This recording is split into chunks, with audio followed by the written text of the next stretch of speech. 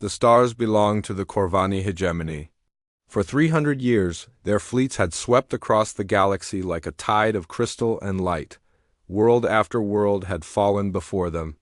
Not through destruction, but through fear. Admiral Thexfer stood on the bridge of his flagship, the Eternal Dawn. Through the great viewing window, he watched his fleet prepare for another conquest.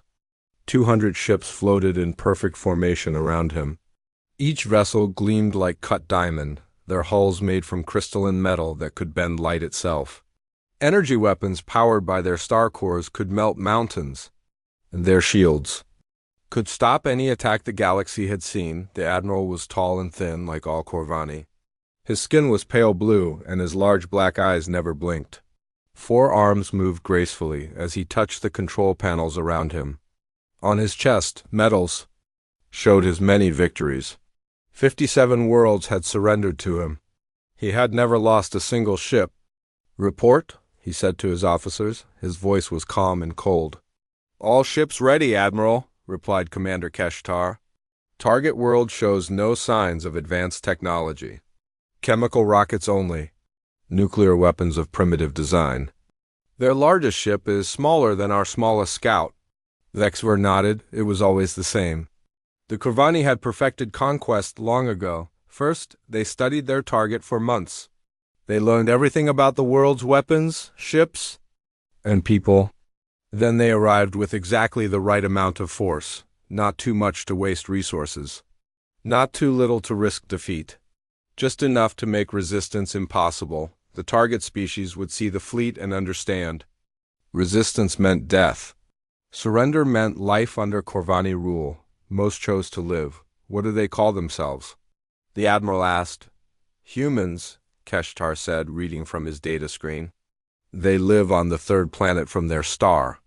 They call their star Sol and their world Earth. Population is nearly 8 billion. They have spread to some nearby worlds, but not far." Thexver studied the information on his own screen. The humans seemed typical. They had discovered nuclear power and basic space travel. They had weapons, but nothing that could threaten a Corvani. Ship. Their biggest warship carried chemical rockets and metal slugs. Primitive beyond belief. "Any unusual behavior?" he asked. "They fight among themselves often," Keshtar replied. "Our scouts report constant conflicts across their world. They seem to enjoy warfare," the admiral almost smiled. "Primitive species often do. They do not understand that war is a science. Victory goes to those who plan best, not those who fight hardest." Around the bridge, other officers worked at their stations. They moved with quiet efficiency. Everything about the Corvani was efficient. Their technology, their society, their military. They had removed emotion from warfare. Battle was mathematics. Strategy was logic. Victory was inevitable when you had better numbers. "Begin the approach," Thexver ordered. The fleet moved as one. 200 ships accelerated toward the human system. Their crystal hulls caught the light of distant stars and threw it back in. Rainbow patterns, the formation was perfect. Each ship knew its place. Each captain knew his role. As they traveled, Thexver thought about the pattern of conquest. It never changed. The Corvani would arrive at the edge of the system. They would broadcast their terms. Total surrender within 1 day, or the planet would be cleansed of life. The target species would panic. Their leaders would argue. Some would want to fight. Others would want to surrender. But when they saw the fleet, when they counted the ships and felt the power of Corvani technology, they always chose surrender. It was logical. Why die for nothing? The admiral had seen it 57 times, the desperate messages from planetary leaders. The final transmission accepting Corvani rule. The relief in their voices when they realized they would live. Some species even thanked him for being merciful. "Admiral," Keshtar said, "we are receiving long-range transmissions from the target system. Human communications?" "Yes, sir." "They seem to be aware of our approach. Their military forces are moving to defensive positions." Thexver was not surprised. Most species tried to organize some kind of defense. It was natural, but it never mattered. When they saw what they faced, they would understand. What are their defensive capabilities? He asked another officer, Lieutenant. Vexamer spoke up. Orbital platforms around their homeworld. Chemical-powered missiles. Kinetic weapons. Energy output suggests nuclear reactors for power. No energy shields detected. Fleet strength? Perhaps 300 ships total. Most are small patrol craft. Their largest vessels appear to be cargo ships converted for military use. Vexamer nodded. 300 ships against 200 might seem like better odds, but the humans did not understand the reality. One Corvani ship could destroy 10 human vessels without effort. Their energy weapons could cut through any metal armor. Their shields could stop any primitive attack. Time to target system? 6 hours, Admiral. The Admiral walked to the center of his bridge. Around him, holographic displays showed the approaching system. The star Sol burned yellow in the center. Planets orbited in neat paths. The third planet, Earth, showed as a blue-green dot. He could see the energy signatures of human ships moving around it. Begin broadcasting standard surrender terms, he ordered. Yes, Admiral. The message went out across all human frequencies. It was the same message the Corvani had used for 300 years. Simple and clear. People of Earth, we are the Corvani hegemony. Your system is now under our control. You have 1 day to surrender completely. Lay down all weapons, power down all military vessels. Prepare to accept our rule. If you comply, your people will be allowed to live and work under our guidance. If you resist, your world will be cleansed of all life. This is not a threat. This is a statement of fact. You have 24 hours to decide. Then they waited for the response. This was always interesting to Vexamer. Each species reacted differently to the ultimatum. Some begged for mercy immediately. Others tried to negotiate. A few attempted to flee their system entirely, but the humans surprised him. The reply came in less than an hour. It was short, just 4 words. Come and take it. Vexamer stared at the message. In 3 centuries of conquest, no species had ever responded like this. Usually there were long transmissions, panic, desperate offers of wealth or resources in exchange for mercy. Attempts to buy time, but these humans had sent 4 words and then gone silent. Are you certain this is their official response? He asked. Yes, Admiral, Keshtar confirmed. The transmission came from their primary military command center. It appears to be from their highest-ranking military leader. Perhaps they do not understand our capabilities, suggested Lieutenant Vexamer. Vexamer considered this. It was possible. The humans had never seen Corvani technology. They might not realize what they faced, but their response troubled him. It showed no fear, no respect for superior force. Continue the approach, he ordered. Prepare combat formations. The fleet moved deeper into the human system. As they passed the outer planets, they began to detect more human activity. Ships moving between worlds. Military transmissions using basic radio, nothing sophisticated. Admiral, Keshtar said. Human forces are not retreating. They appear to be moving toward us. This was unusual. Most species pulled their forces back to defend their homeworld when faced with impossible odds. But the humans were advancing to meet them. Show me their formations, Vexamer ordered. The tactical display lit up with red dots representing human ships. They moved in loose groups, not the tight formations the Corvani preferred. Their movements seemed random at first, but the Admiral began to see a pattern. They were spreading out, trying to surround his fleet. It was primitive tactics, but it showed they intended to fight. Perhaps they are braver than most, Vexamer suggested. Bravery without wisdom is merely stupidity, Vexamer replied. But he felt something he had not experienced in many years, uncertainty. For the first time in his career, he was approaching a world whose people showed no fear of his fleet. They had not tried to negotiate. They had not begged for mercy. They had simply told him to come and take their world. He would do exactly that. But their confidence puzzled him. Did they know something he did not? Scan the system again, he ordered. Look for hidden defenses, secret weapons. Anything we might have missed. His officers worked quickly. Deep scans probed every corner of the human system. They found mining, stations on asteroids, space habitats around gas giants, scientific outposts on distant moons, but nothing that posed a threat to the fleet. "All scans negative, Admiral," Keshtar reported. "No unusual technology detected, no hidden weapon platforms. Their most advanced ships appear to be exactly what we observed initially." Vexver relaxed slightly. Perhaps the humans were simply too primitive to understand their situation. Some species had such strong warrior cultures that they would fight even hopeless battles. It was wasteful but not uncommon. "Maintain approach speed," he ordered. "All ships to combat readiness." Throughout the fleet, crystal ships powered up their weapons. Energy cores hummed with building power. Shields flickered to life around each vessel. The Corvani war machine prepared for another routine victory. But as they moved toward Earth, Admiral Vexver could not shake the feeling that something was different about these humans. Their confidence seemed too real, their response too calm. In 6 hours he would find out why. The stars watched silently. As two civilizations moved toward collision, one had conquered the galaxy through superior technology and careful planning. The other had never lost their homeworld to any enemy. Soon, the universe would learn which approach to war was stronger. The Corvani fleet dropped out of faster-than-light travel at the edge of the human system. 200 crystal ships appeared in perfect formation, their hulls catching the light of Sol and throwing it back in brilliant flashes. Admiral Vexver stood on his bridge, watching the tactical displays update with new information.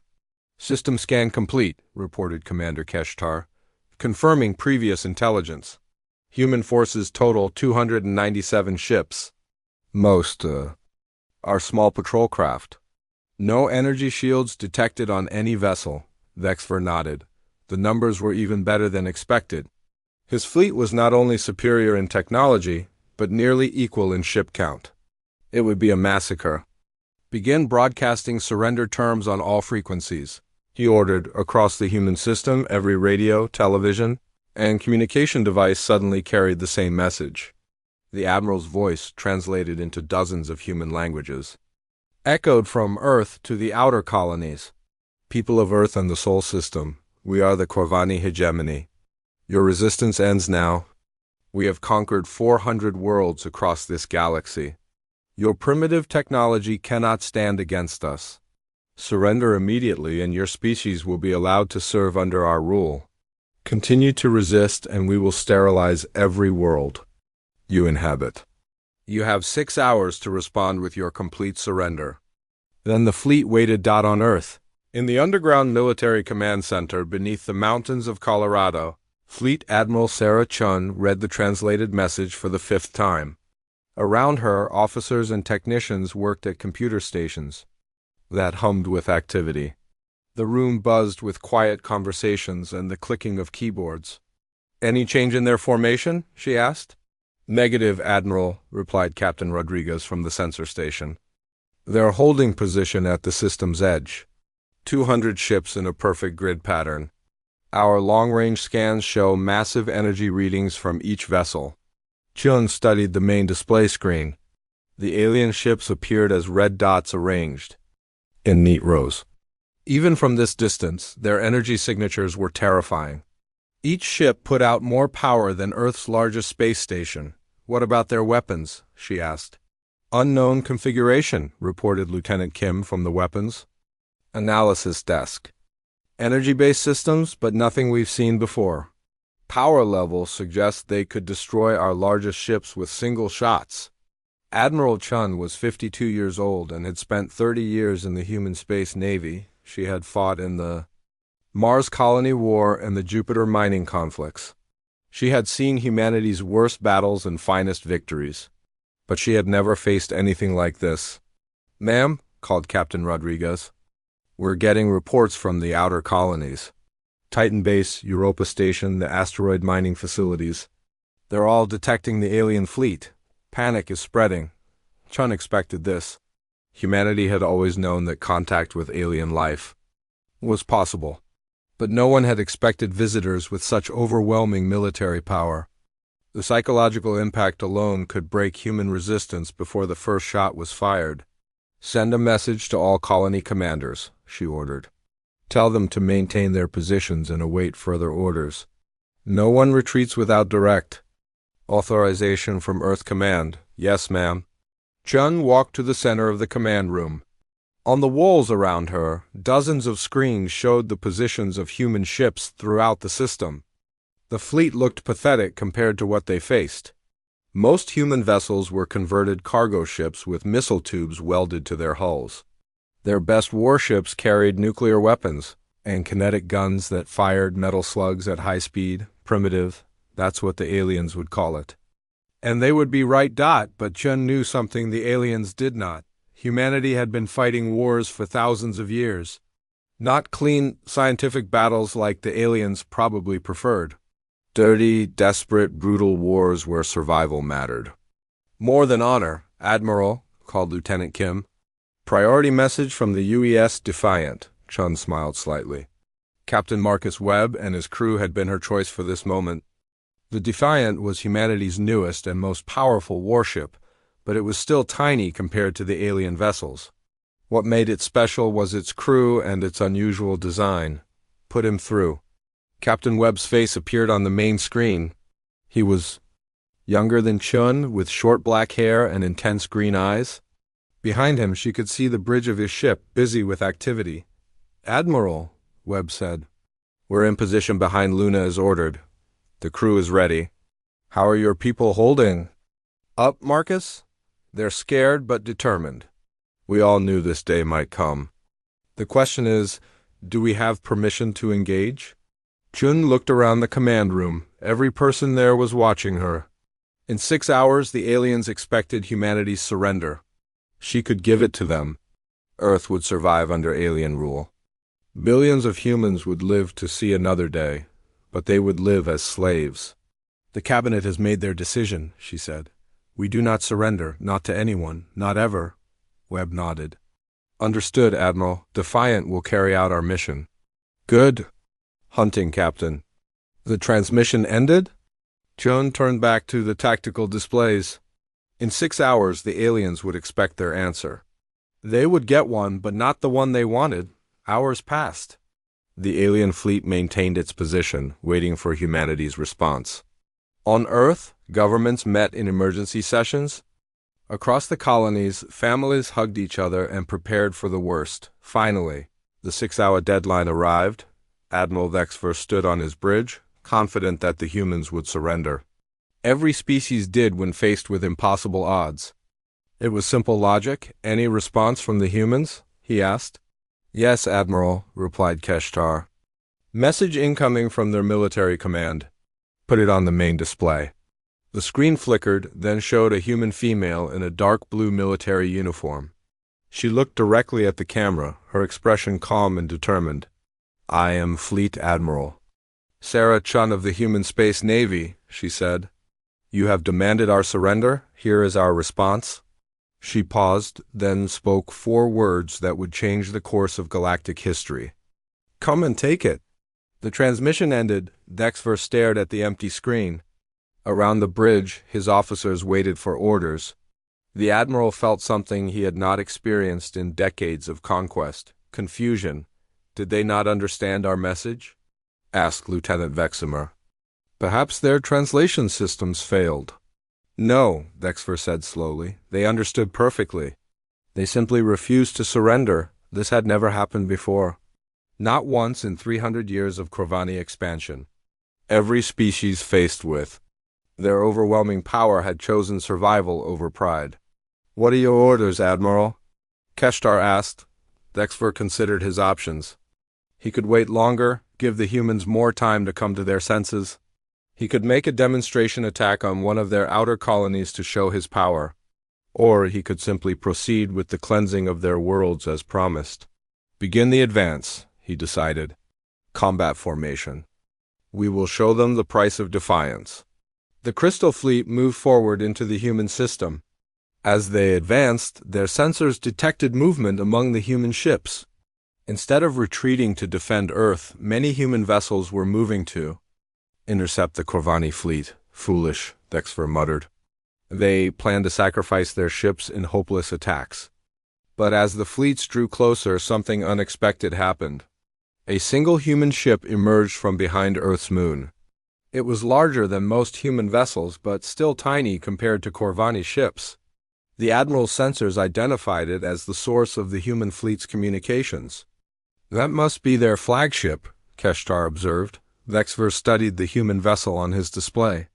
It was ugly by Corvani standards, gray metal instead of crystal, angular edges instead of smooth curves, chemical thrusters instead of elegant energy drives, but something about it made him uneasy. "Full scan of that vessel," he ordered. His officers worked quickly. Data flowed across their screens as deep scans probed the human ship. "Unusual configuration," reported Vexamer. "Heavy armor plating, multiple missile tubes, kinetic weapon systems. Also detecting what appears to be nuclear reactors powering their systems." Nuclear reactors? Vexver was surprised. Most civilized species had moved beyond such primitive power sources centuries ago. Nuclear energy was dangerous and unstable. "Yes, Admiral, multiple reactors. Their power output is crude but substantial." The Admiral watched the human ship on his screen. It was moving now, accelerating toward his fleet with its chemical thrusters. Behind it, other human vessels spread out in loose formations. "What are they planning?" he wondered aloud. His answer came minutes later. The human flagship suddenly changed course, moving faster than Corvani sensors had predicted. At the same time, missile trails appeared on the display as dozens of projectiles launched from human ships throughout the system. "All ships, defensive positions," Dexver ordered. "Prepare to demonstrate our superiority." The Corvani fleet shifted into combat formation. Energy weapons powered up, shields strengthened. This would be a brief battle to show the humans their mistake. But as the first human missiles approached, something went wrong. The missiles did not behave like any weapon the Corvani had encountered. Instead of single projectiles, they separated into multiple warheads. Each warhead seemed to move independently, changing course to avoid Corvani defensive fire. "Multiple impacts on the forward line," reported Keshtar, his voice showing the first hint of concern. Dexter watched in amazement as human missiles struck his ships. The weapons were primitive chemical explosives, but they hit with surprising accuracy. More troubling, the humans seemed to know exactly where to aim. They targeted sensor arrays, weapon mounts, and shield generators. "How do they know our weak points?" he asked. Before anyone could answer, the human flagship did something that shocked every Corvani on the bridge. Instead of maintaining safe distance like any civilized warship, it accelerated directly toward the nearest Corvani vessel. "Admiral," Vexamer called out. "That human ship is on a collision course with the Crimson Star." "Collision course?" Vexver could not believe what he was hearing. "Do they plan to ram us?" The answer came quickly. The human flagship opened fire with weapons the Corvani had never seen before. Instead of energy beams, it launched solid projectiles at incredible speed. Railguns, the human called them. Metal slugs accelerated by magnetic fields. The projectiles punched through Corvani shields like they were not there. The Crimson Star, a vessel that had conquered 20 worlds, found its hull punctured by primitive metal bullets moving at tremendous velocity. "How is this possible?" Keshtar demanded. Dexter had no answer. The humans were using technology so simple it seemed impossible it could work. But it was working. Their crude kinetic weapons were damaging ships that should have been invulnerable. Around the flagship, other human vessels closed in. They moved in chaotic patterns that made targeting difficult.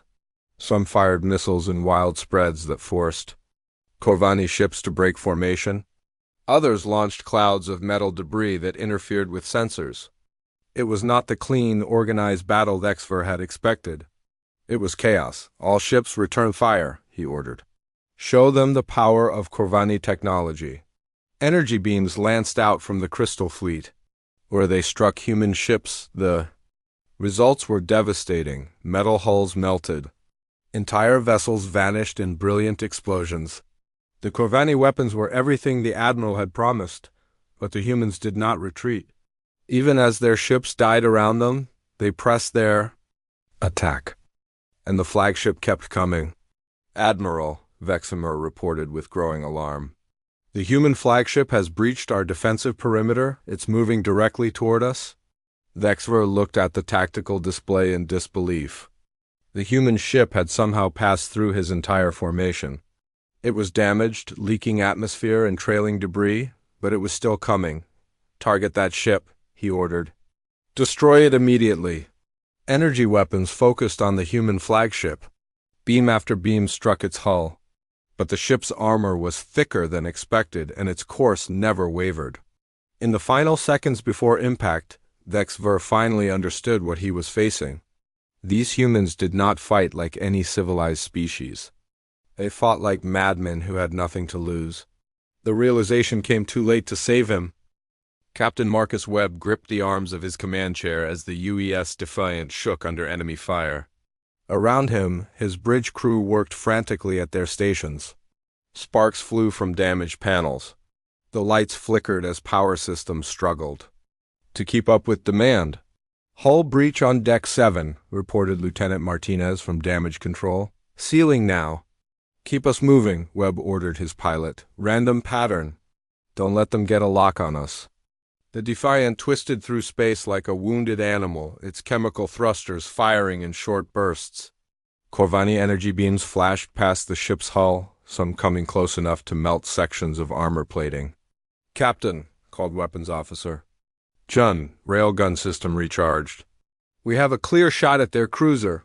Webb studied the tactical display. The Corvani ship hung in space like a floating cathedral made of crystal. Its energy weapons glowed with deadly light as it prepared to fire again. "Target their weapon mounts," Webb ordered. "Fire everything we have." The Defiant's railguns spoke with thunder.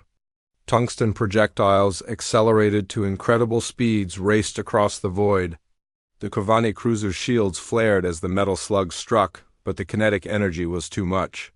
The shields collapsed, and the projectiles punched through the crystal. "Hull. Direct hit," Chun reported with satisfaction. "Their forward weapons are down." But Webb had no time to celebrate.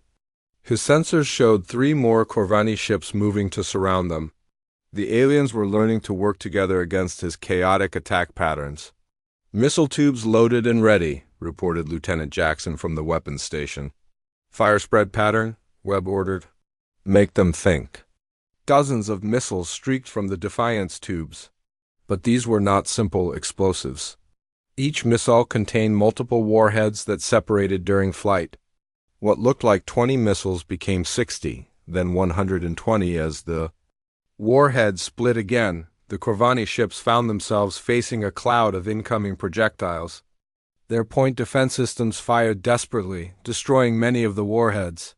But they could not stop them all. Explosions blossomed across the alien formation. Chemical warheads designed to penetrate tank armor in Earth's wars proved equally effective against crystal hulls. The aliens had superior technology, but they had never faced weapons designed for one purpose: to kill. "Good shooting," Webb said, "but we're not done yet." Through the bridge windows, he could see the battle raging throughout the system. Human ships fought with desperate courage against impossible odds. For every alien ship damaged, 3 human vessels died in balls of fire. But the humans kept fighting. Webb had grown up hearing stories of humanity's great battles. Thermopylae, where 300 Spartans held off an army.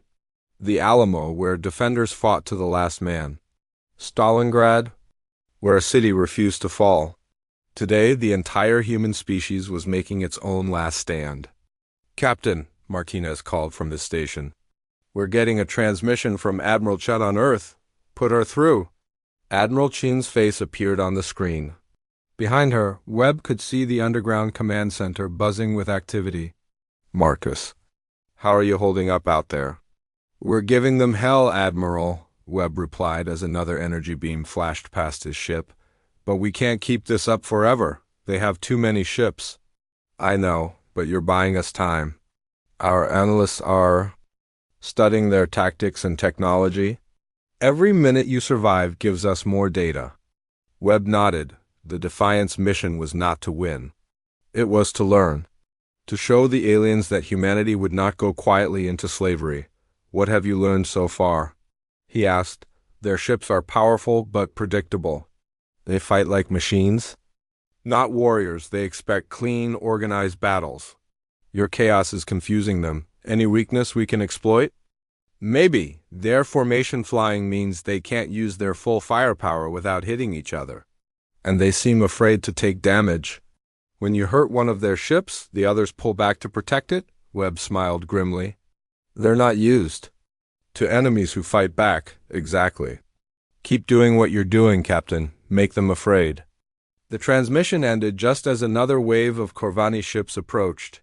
Webb counted 6 vessels, their crystal hulls gleaming with deadly beauty. Each ship was 3 times the size of the Defiant. All hands, brace for impact, Webb announced over the ship's intercom. We're going to show these aliens how humans fight. The Defiant accelerated toward the enemy formation. To the Corvani, it must have looked like suicide. No civilized captain would charge directly into superior firepower, but Webb was not civilized. He was human. Energy beams converged on his ship. The Defiant's armor glowed white-hot as it absorbed the incoming fire. Sections of hull plating peeled away like flower petals. The ship's shields, primitive compared to alien technology, overloaded and failed, but Webb kept coming. Ram the lead ship, he ordered his pilot. Sir?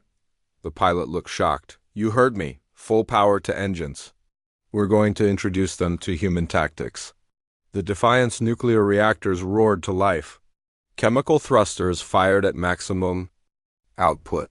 The ship shot forward like a bullet, trailing fire and debris. On the bridge of the Corvani cruiser Stellar Might, Captain Zexthara watched the human ship approach with disbelief. They cannot be serious, he said to his officers. No. Species would sacrifice their flagship in a ramming attack. Orders, Captain? Asked his weapons officer. Continue firing. Destroy them before impact. Energy beams lashed out at the Defiant, but the human ship's erratic course made targeting difficult. The vessel rolled and twisted like a living thing, using its chemical thrusters to change direction at the last second. Captain, the weapons officer reported with growing alarm. They're too close for our main guns, and they're moving too fast to track. Zexthara finally understood what was happening. The humans were not trying to ram his ship. They were using the threat of ramming to get close enough for point-blank weapons fire. The Defiant flashed past the Corvani cruiser's hull, so close that the 2 ships almost touched. As it passed, every weapon on the human vessel fired at once. Railguns punched through crystal armor. Missiles exploded against the hull. Nuclear torpedoes detonated in bright flashes that lit up the darkness of space. The Stellar Might staggered under the assault. Its perfect crystal hull cracked like breaking glass. Atmosphere vented from dozens of breaches. The ship's elegant energy weapons fell silent as power systems failed. Impossible, Zexthara breathed as his ship died around him. But the Defiant was not finished. As it passed the crippled cruiser, it deployed clouds of metal debris from its cargo bays. Simple steel balls and aluminum fragments that would have been worthless against energy shields proved devastatingly effective when scattered. At high velocity, the debris cloud struck the remaining Corvani ships like a shotgun blast. Their perfect formations broke apart as captains tried to avoid the incoming metal storm. Ships collided with each other in their haste to escape. Webb watched with satisfaction as chaos spread through the alien fleet. That's how we do it, he said quietly, but his victory was short-lived. Long-range sensors showed more Corvani ships approaching. The aliens were adapting to human tactics. They were spreading out their formations and coordinating their attacks better. Captain, Chun reported from weapons, we're down to 30% ammunition. And our railguns are overheating, Webb nodded. The Defiant had given everything it had, but it was not enough. Around them, the last human ships were falling one by one. The brave defenders of Europa Station had gone silent.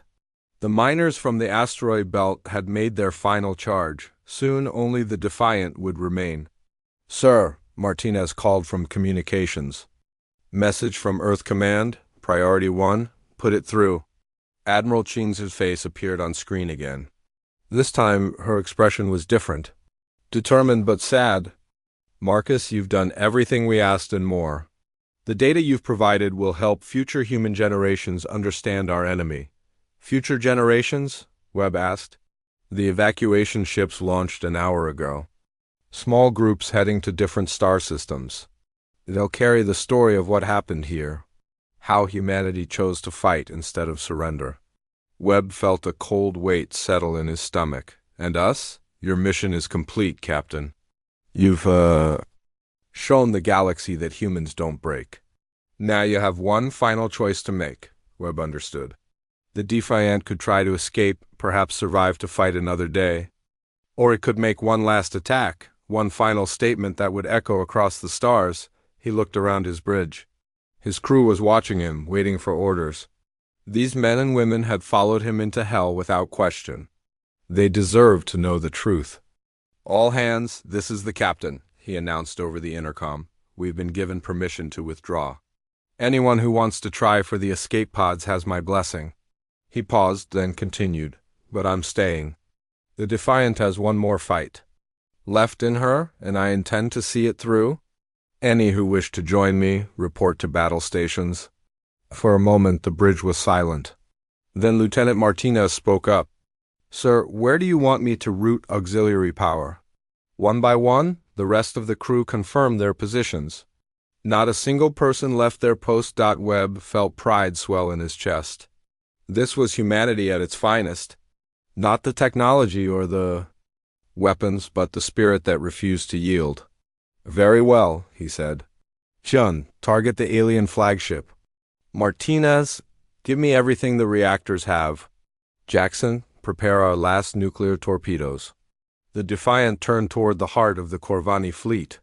Admiral Vexver's command ship hung there like a floating palace, its crystal spires reaching toward the stars. "Full power," Webb ordered. The ship leaped forward on pillars of fire.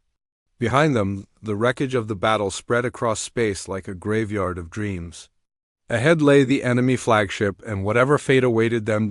As they charged toward their final battle, Webb thought about Admiral Chun's words. Future generations would remember this day. They would know that when faced with impossible odds, humanity had chosen to fight.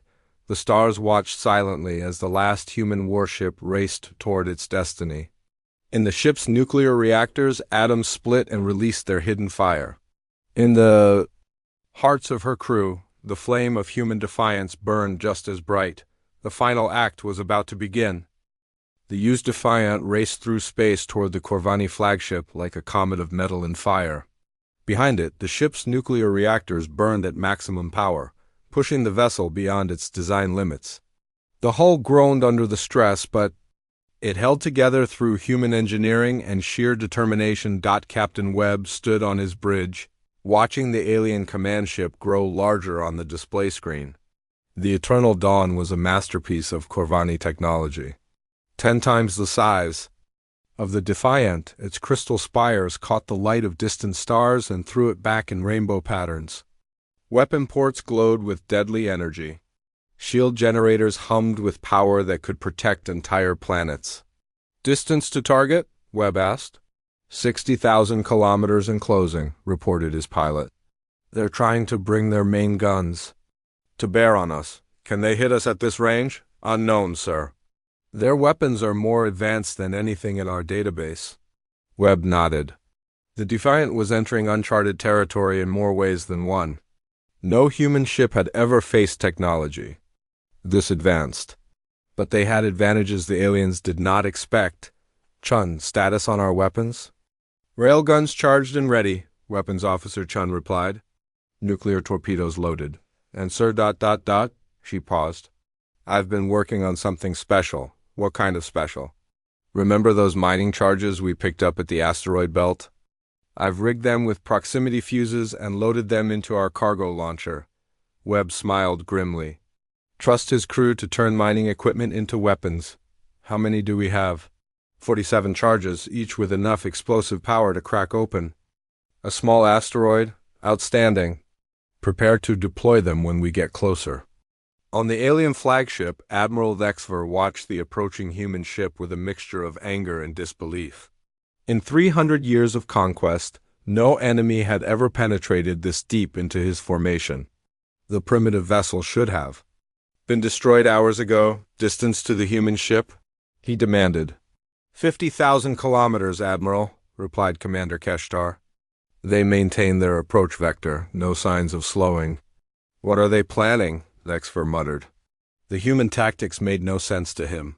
Their ship was damaged and outnumbered. Any rational species would retreat or surrender. Perhaps they plan another ramming attack, suggested Lieutenant Vexima. Against this ship? Vexver looked at the tactical display showing his massive flagship. They would be like an insect striking a mountain. But even as he said it, the Admiral felt uneasy. The humans had already shown they did not think like other species. Their weapons were primitive but effective. Their tactics were chaotic but successful. What if they had one more surprise? All weapon batteries. Target the human vessel, he ordered. Destroy it before it can close the distance. Energy beams lanced out from the eternal dawn. Streams of coherent light that could melt through solid rock reached across space toward the Defiant.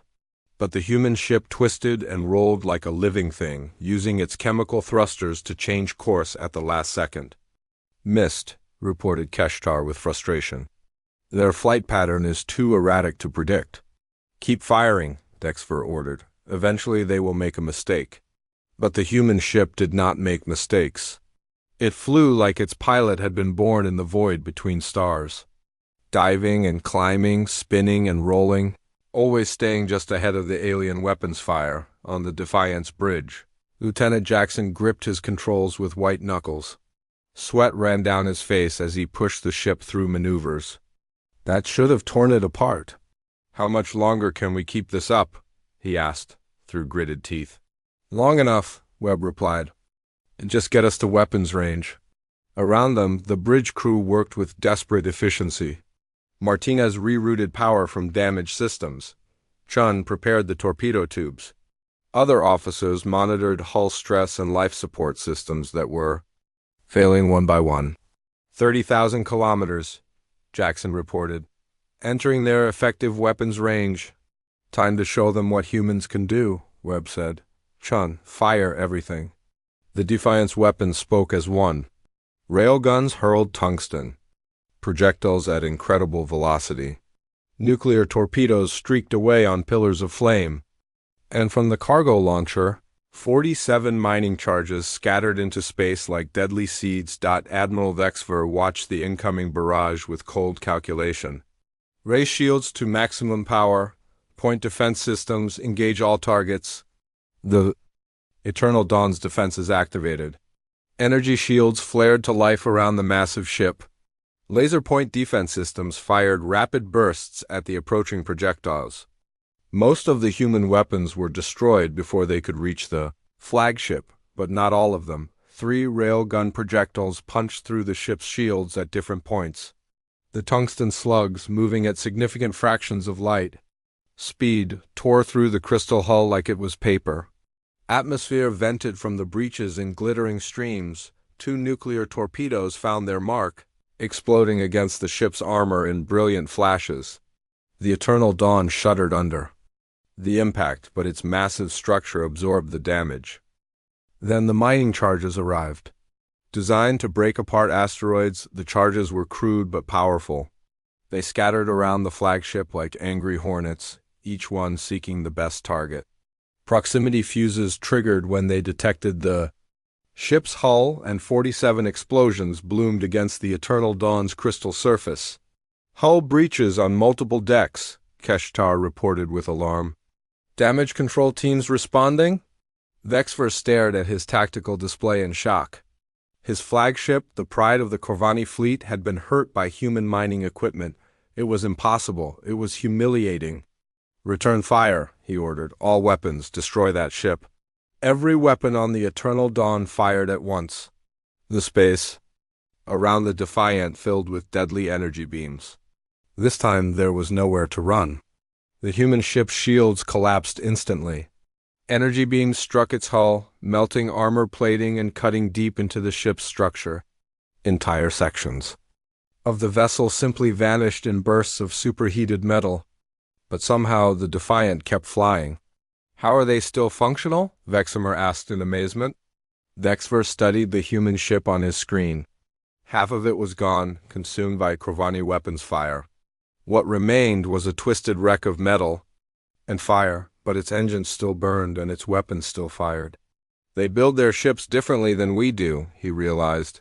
"No central control systems. Each section operates independently." It was crude engineering by Corvani standards, but it meant the human ship could survive damage that would cripple any civilized vessel. On the Defiance bridge, Captain Webb pulled himself up from the deck where the last impact had thrown him. Half of his bridge crew was dead or unconscious. Sparks flew from shattered control panels. The air was thick with smoke and the smell of burning electronics. "Status report," he called out. "Engineering is gone," Martinez reported from his damaged station. "Life support failing. Hull breaches on every deck. Weapons? One railgun still operational. No missiles left." "But sir," Xion smiled through the blood running down her face, "the reactors are still online." Webb understood immediately. The ship was dying, but its nuclear heart still beat strong. That gave him one final option. "All hands, abandon ship," he announced over the failing intercom. "This is the captain's order. Get to the escape pods now." "Sir?" Martinez looked confused. "What about you?" "I'm staying with the ship. Someone needs to fly her home." His remaining crew members looked at each other, then back at their captain. They had followed him this far. They would not abandon him now. "Sir," Shun said quietly, "permission to remain at my post." "Same here, Captain," Martinez added. One by one, the surviving bridge crew confirmed they were staying. Webb felt pride, and sorrow war in his chest. These people were the best humanity had to offer. "Very well," he said. "Jackson, set course for the alien flagship. Ramming speed, aye, sir." The broken Defiant turned toward the Eternal Dawn 1. Final time. Its engines, fed by nuclear fire, pushed the dying ship forward with the last of its strength. Admiral Vexfer watched the human wreck approach his flagship. Surely they did not plan to ram his massive ship with their tiny vessel. It would be suicide without purpose. "Admiral," Keshtar said urgently. "Energy readings from the human ship?" "Air spiking. Their reactor output is increasing beyond safe levels."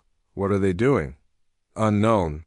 But if their reactors fail, Duxver suddenly understood. The humans were not planning to ram his ship. They were planning to turn their vessel into a nuclear bomb. "All ships, retreat from the flagship," he ordered. Emergency jump preparation, but it was too late. The Defiant was too close, moving too fast. On the human ship's bridge, Webb watched the alien flagship grow larger in his cracked viewscreen. He could see the panic spreading through the enemy fleet as ships tried to move away from their command vessel. "Reactor overload in 30 seconds, Chun reported calmly.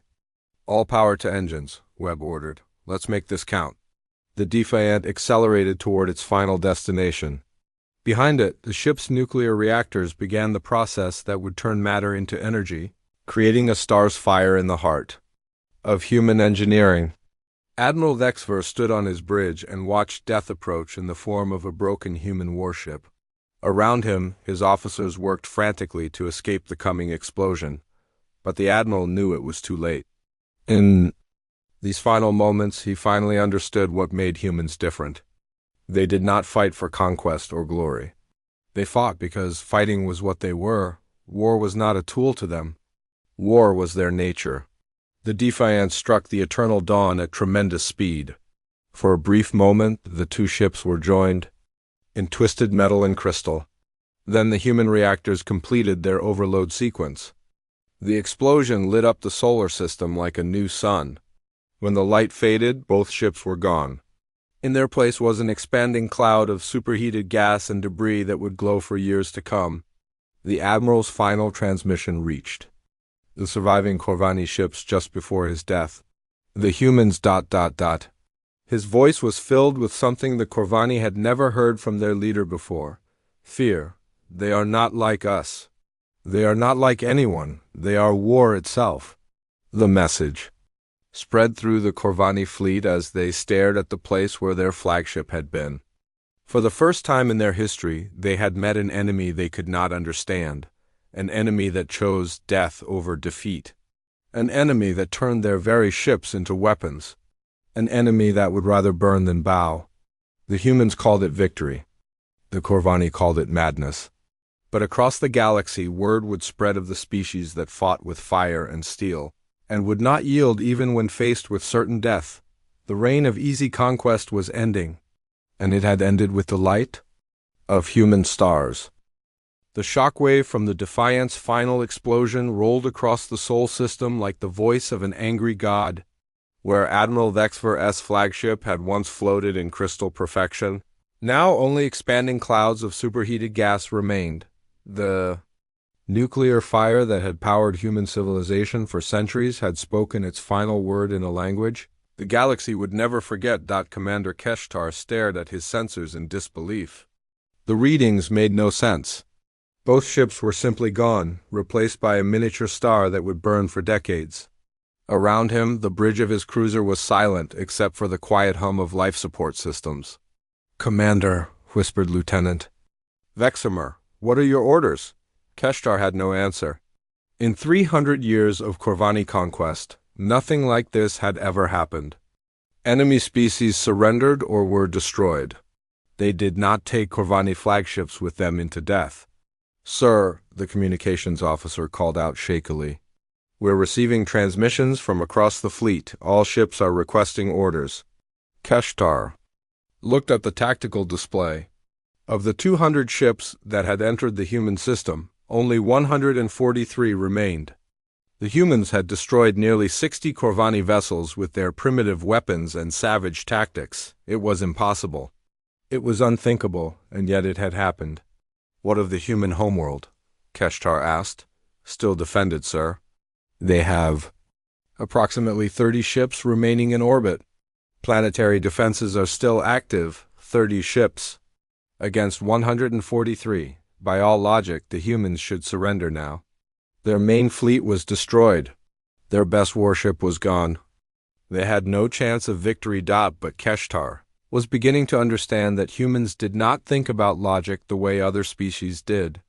"Open a channel to the human homeworld," he ordered. Moments later, Admiral Sarah Chun's face appeared on his screen. She sat in her underground command center, surrounded by displays showing the orbital battle. Her uniform was torn and dirty. Smoke drifted in the air behind her, but her eyes were steady and determined. "I am Commander Keshtar of the Corvani fleet," he said. "Your Admiral Vexver is dead. Your main warship is destroyed. Surrender now and your people will be spared." Chun studied him for a long moment before speaking. "Commander, let me tell you something about humans. We've been fighting for 50,000 years. We've fought with sticks and stones. We've fought with swords and shields. We've fought with gunpowder and steel, and now we fight with nuclear fire and the fury of stars." She paused, her gaze never leaving his. "In all that time, in all those wars, we've learned one simple truth. It's not the size of the fleet that matters, it's the will to use it." "Your fleet is destroyed," Keshtar pointed out. "No, Commander. Our fleet is free. Captain Webb and his crew didn't die.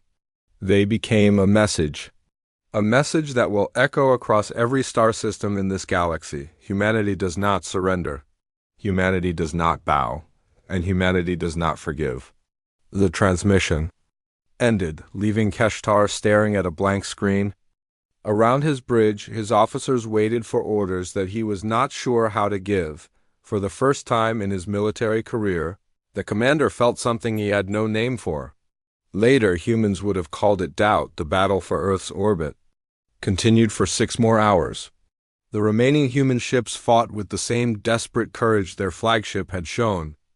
They used every trick they had learned, every tactic their ancestors had developed in 10,000 years of warfare. Small fighter craft loaded with nuclear bombs flew suicide runs against Corvani cruisers. Cargo ships filled with mining explosives rammed alien destroyers. Even civilian vessels joined the fight, their hulls packed with volunteers and improvised weapons. The Corvani won eventually. Their superior technology and numbers could not be denied forever, but the victory felt hollow. They had lost more ships fighting 30 human vessels than they had lost conquering entire star systems. When the last human ship fell silent, Keshtar found himself in command of a fleet that no longer seemed invincible. The survivors were shaken. The dead were heroes in an enemy's cause, and the galaxy was watching. 3 days later, the first reports reached other worlds. The Corvani had tried to conquer a species called humans. The humans had refused to surrender. In the battle that followed, they had destroyed a Corvani flagship through suicide attack. They had taken 60 enemy ships with them into death. The news spread like wildfire across star systems that had lived under Corvani rule for generations. In the slave camps of Zarian Prime, workers whispered the human battle cry, "Come and take A." On the factory worlds of the Theta Cluster, laborers drew crude pictures of the human warship Defiant on their tools and walls. For the first time in 3 centuries, subject peoples began to hope. On the mining world of Kepler 442b, a species called the Threnody had worked in Corvani excavation sites for 70 years. They were a peaceful people, philosophers and artists who had surrendered without a fight when the crystal ships appeared in their skies. But now they had heard about humans. "Tell me again about the human ship," requested Elder Shankara as she sat with the younger Threnody in the workers' quarters. "It was called Defiant," said young Cormath, his eyes bright with wonder. "It fought against 200 enemy ships. When it was dying, its crew turned their own vessel into a weapon. They chose to die rather than live as slaves." The Elder nodded slowly. The Threnody had no warships. They had no weapons, but they had something else. They had the memory of what freedom felt like. "Perhaps," she said quietly, "it is time to remind the Corvani that we remember who we used to be." The rebellion began small, work slowdowns in the mines, equipment that mysteriously broke down, shipments that disappeared between the mines and the transport ships. The Corvani garrison tried to maintain order, but something had changed in their subjects. The Threnody were no longer afraid. Similar uprisings began on dozens of worlds. The Corvani found themselves fighting brush fires across their empire. Not the clean, organized battles they preferred, but messy guerrilla wars fought by desperate people who had learned from human example. On Vega 7, the aquatic Murhai used their knowledge of underwater warfare to sink Corvani supply ships. On the desert world of Sirius C, the nomadic Zarthik turned their entire planet into a maze of hidden bases and supply caches. Even the gentle plant people of Proxima Centauri began poisoning the water supplies of their occupiers. The galaxy had learned a new kind of war. Human war. Commander Keshtar, now promoted to admiral after the X4's death, found himself commanding not a force of conquest, but an army of occupation fighting on 100 different fronts. His reports to the Corvani High Command grew more desperate. With each passing month, "The subject peoples no longer fear us," he wrote in his final transmission to the homeworld. "They speak of humans as if they were gods of war. They call the dead crew of one primitive ship martyrs and heroes. They have adopted human battle cries and human tactics." He paused, staring out at the stars where his perfect empire was crumbling one world at a time. "I fear we have awakened something that cannot be put back to sleep. The humans showed the galaxy that we can bleed, that we can die, that our ships can burn just like anyone else's. Request immediate reinforcements and new conquest protocols. The old ways no longer work. The age of easy victory is over." But the reinforcements never came. The Corvani High Command was dealing with rebellions on their own core worlds.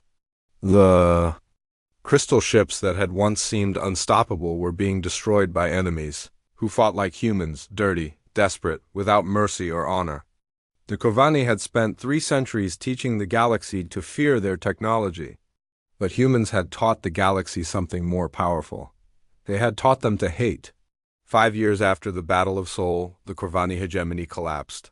Not from external conquest, but from internal revolution. 1,000 different species rose up at once, using tactics they had learned from intercepted recordings of human battles. The crystal ships still sailed between the stars, but now they were hunted. The perfect formations that had once swept across worlds in organized conquest now fled from ragtag fleets of converted cargo ships and improvised warships. On the edges of known space, human survivors built new colonies and told the story of Earth's last stand.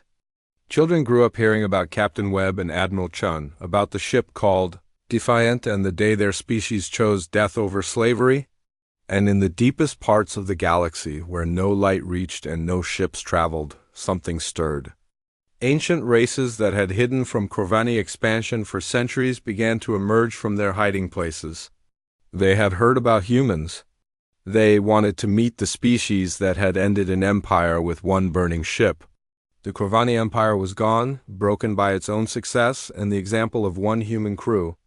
In its place, 1,000 smaller nations began to bloom. Some were peaceful, others were warlike. All of them remembered the lesson Earth had taught. Freedom was worth any price. Victory was possible against any odds. And sometimes the best way to win a war was to make the enemy afraid to fight it. On a small moon orbiting a red dwarf star, the last Corvani admiral sat in his quarters and read the final reports from across the former empire. Every world was lost. Every fleet was scattered. His own ship was running on failing power systems, crewed by officers who jumped at shadows. Outside his window, the stars burned with the same light they always had, but their meaning had changed forever. Once they had been waypoints on the road to conquest. Now they were refuges for the conquered. Admiral Keshtar picked up his personal log and made his final entry. The humans called their ship Defiant. I understand now why they chose that name. Defiance is not just resistance. It is the refusal to accept that victory is impossible. It is the decision to fight even when fighting means death. He paused, listening to the sounds of his dying ship. We conquered 400 worlds in 300 years. But we could not conquer the spirit of one human crew. And in the end, that spirit conquered us. The log entry ended. The ship drifted silent through space, another ghost in a galaxy that had learned to fight back.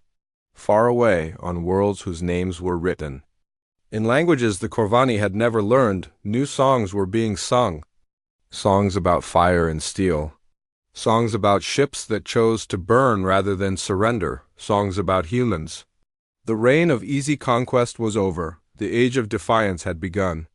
And in the empty space where Earth had been, where a dying star still glowed with the fire of human atoms, the galaxy remembered the price of freedom and the value of those willing to pay it.